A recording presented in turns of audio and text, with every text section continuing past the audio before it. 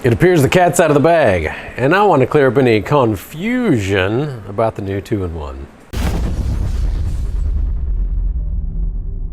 So you may have seen the short that was released or seen me hinting at the 2-in-1 over the last year plus while I've been developing them.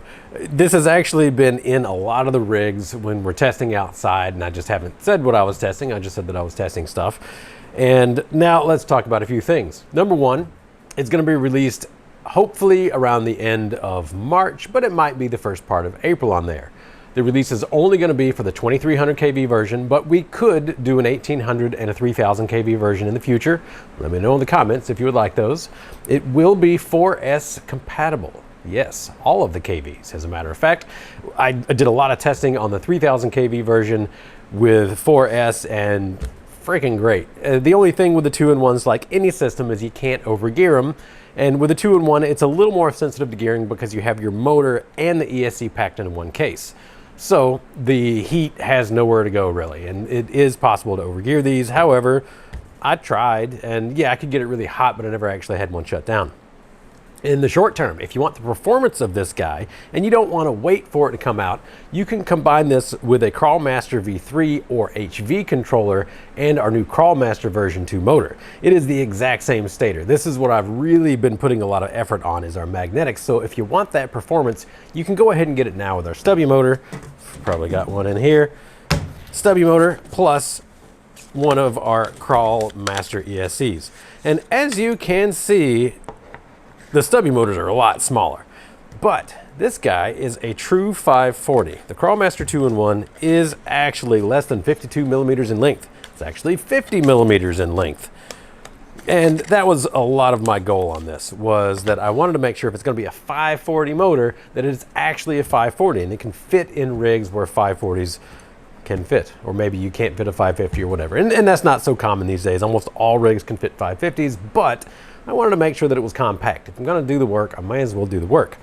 Some other features on this would be, it is, like I said, 4S capable. It has a 4 amp, 7.4 volt BEC. It is sensorless. It runs the AM32, but combined with my 10-pole stator and rotor, it has really good startup. It has really good torque density. The drag brake is excellent. Our hold brake on here is excellent. The performance is exactly what I wanted. This one doesn't have any wires on here, but it will come fully wired. All the wires will come down off the case. It also has an auxiliary on there for drag brake control. So if you have a 3-position switch, you can go from 100% brake to 50% brake, and then when you go to 0% drag brake, it also turns it into a double tap reverse at the same time. So let's say you wanted to put this in something that was faster, or if you just want to kind of bash around, you flip it to off on the drag brake and you get full brake, and it doesn't reverse. You got to double tap to get into reverse, and same thing for reverse. When you go to hit brake or forwards, it goes to braking until it's a full stop, and then you have to double tap to get going back in the other direction. I really enjoy how that drives. It took a long time to get the drag brake adjustment just how I wanted, but we got that there. Let's see, what else? This would be considered something like a 40 amp system, but the performance of this versus other ones that are out there that are considered higher amperage, this thing goes forward to reverse really fast. It has a whole bunch of punch, so don't really let the amp rating fool you on there. This is an FOC, and it spools up as fast as it possibly can. FOC is limited in a lot of ways as far as your acceleration is concerned. You can make them really fast, but in an effort to keep them in sync and also efficient, a lot of times you kind of dampen down those amperage.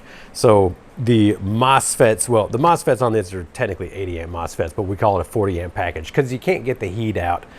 You know, there's a speed to how much the heat gets out. So I'll cover that more in detail later. This is more of a, hey, it's coming, guys, just to let you know. It is actually a thing. So that is the majority of what I remember on it. Weight off the top of my head, I don't quite remember what it is. It'll be listed on the website. I want to say it's somewhere around 185 grams or so. The waterproofing and everything will add some weight over what I've done on prototypes, but let's just show you here. So we've got this end cap. It will probably end up with an RTV to seal it, so it's not going to just pop off, but there's 2 screws that hold it on. it will be able to come off. It's not integrated into it. And then as you can see, we got the solder pads for everything on the outside of the package.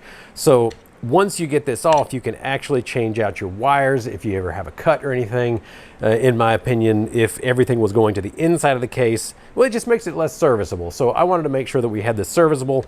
In my opinion, also makes it easier to waterproof when you have all of this on the outside. Then we can both waterproof the PCB, which will be done, and then we're going to have this cap on the end, which will increase our water resistance to it.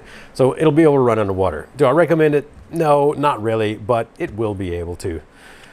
So there's the ESC. You can see it's got MOSFETs on both sides of it, and it's also a single layer board because there's enough room for a single layer board, and that is how we got it to be so short. Could it have been made a little bit shorter? Yeah, but there were some performance issues. You can't have much capacitance in there if it is much shorter. Could we make it longer? Yeah, sure, we can always do that. And in the future, maybe that's something I'd like to work on.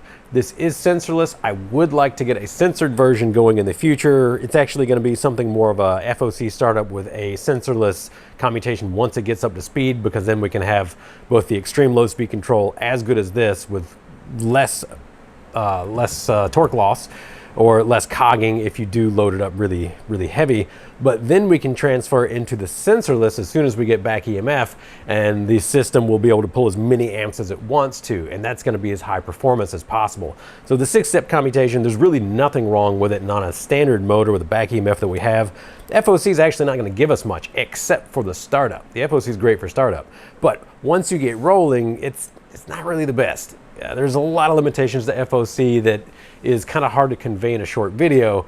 So my goal, at least long term, is that we will have future versions that are censored, and that's, you know, who knows how long that's going to take. It's a completely different code base. So this took me 2 years. I wouldn't doubt it if it would take me 2 more years to get a really good FOC startup on these as well. So if you want to see that, definitely support this in the in-between time.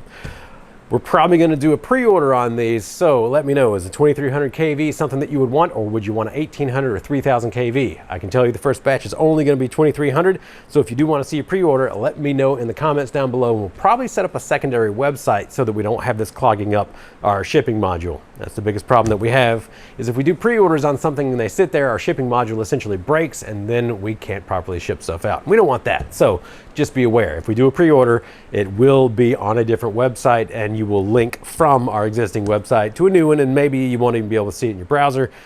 Details that y'all don't even need to know, I suppose. So there you go, the Crawl Master 2-in-1. It is on the way. As of this video, I am estimating between 6 and 8 weeks to the official launch. And once again, if you want to see a pre-order on those, you put your comments down below to let us know if you want to get in on that. So as always, thanks for tuning in, and have a great day.